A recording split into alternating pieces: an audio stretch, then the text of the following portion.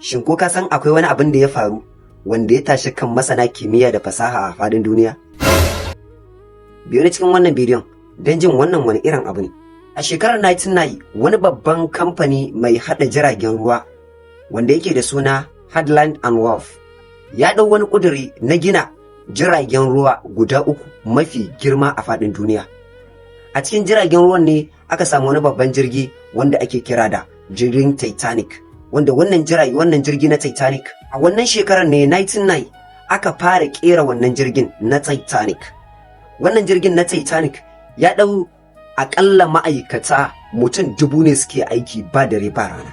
An yanka dubbannan ton na ƙarfe domin gina katangar jirgin da kuma wani ɓangare sassa na cikin wannan jirgin. An ƙirƙire wajen jirgin ne kafin cikinsa saɓanin wasu jiragen. Mataki-mataki a ƙirƙiri wannan jirgin, bene-bene.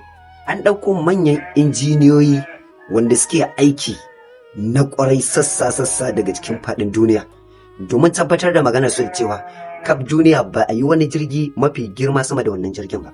An ƙirƙiri sassa daga cikin jirgin, ɗakunan fasinjoji da guraren da suke cin abinci da gurin wasanninsu. Bayan an ɗauki kimanin shekaru 3 ana aiki ba dare ba rana domin yunkurin gina wannan jirgin. An kammala dukkan wasu ginshiƙai na ciki da na wajen jirgin. Bayan haka sai aka yi ma wannan jirgin fenti. Sai aka ɗauki ƙudurin cewa za a fara saka shi cikin ruwa domin gwaji.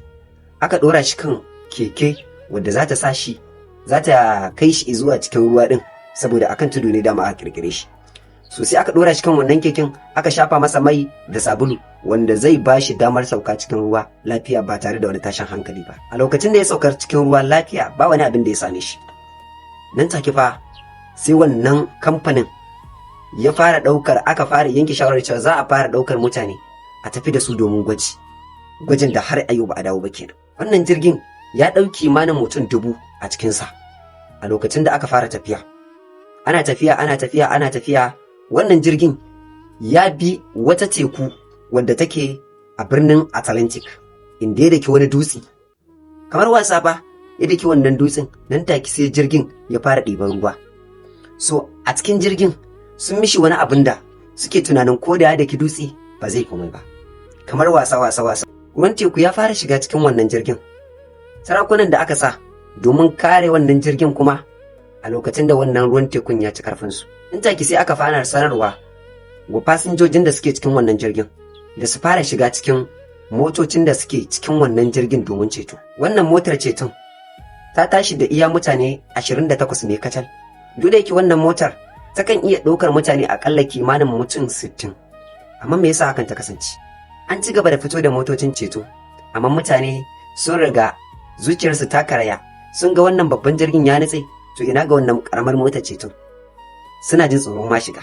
Jirgin ya karkace, ruwa ya masa yawa. Gefe ɗayan kuma mutane na ta tsalle suna fadawa cikin ruwa domin gudun ceton rayuwarsu. Jirgin ya kare gida biyu. Bangaren gaba ya nutse da sauri cikin ruwa. Bangaren bayan shi kuma ya nutse cikin ruwa. A hankali har ya ɓace suka nutsa cikin teku. Ga sanyi sannan kuma ga tsananin duhu da yake cikin wannan teku. Jirgin Titanic ya nutse a cikin teku tare da al'ummarsa, inda ya yi zurfin kimanin mil 3,800 wanda yake a wannan wajen har yau wannan maganar da nake ba iya fito da shi ba. Wannan labarin wani irin darasi ya baka kai mai kallona? Ka rubuta mana a comment section. Muna jiran ku. Daga naku Husaini Auta. Allah ya ƙara bar mana ya banne tare da ku masoya Annabi Muhammad sallallahu alaihi wasallam wa a cikin rayuwarmu.